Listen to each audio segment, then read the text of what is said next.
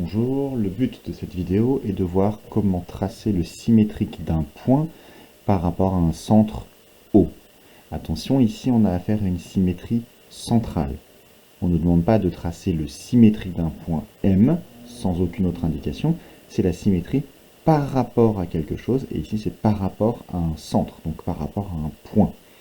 On appelle ça la symétrie centrale. Le protocole est simple, on trace la demi-droite d'origine M, le crochet, et qui passe par O, la parenthèse. On va la tracer en pointillé puisque c'est juste un trait de construction. Donc on aligne sa règle M et O et on trace en pointillé la demi-droite.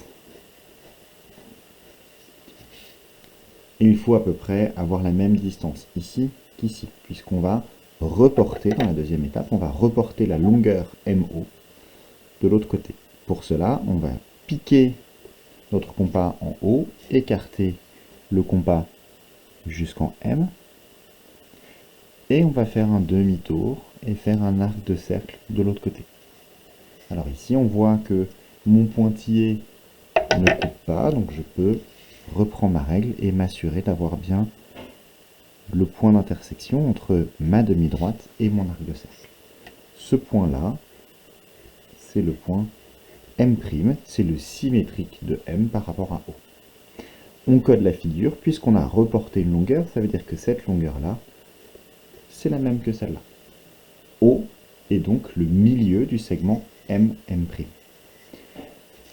Je refais la même chose avec le point N pour montrer quelque chose de particulier. Donc le protocole est toujours le même, la demi-droite NO, que je la trace en pointillé.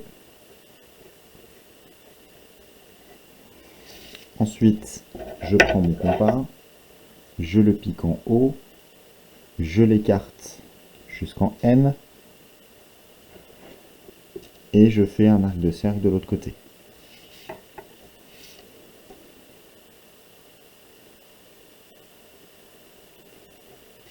Ce point-là est donc le point N'.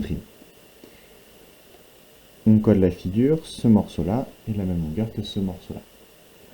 Alors, je fais une remarque. Le point N au départ était en bas. Après la symétrie centrale, il finit en haut. M était en haut, à gauche. Après la symétrie centrale, il finit en bas, à droite. On voit que la figure, que la symétrie centrale, va inverser la position des points.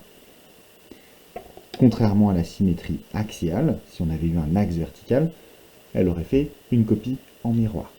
D'accord ? Il faut bien faire attention, le protocole est simple, il faut le suivre.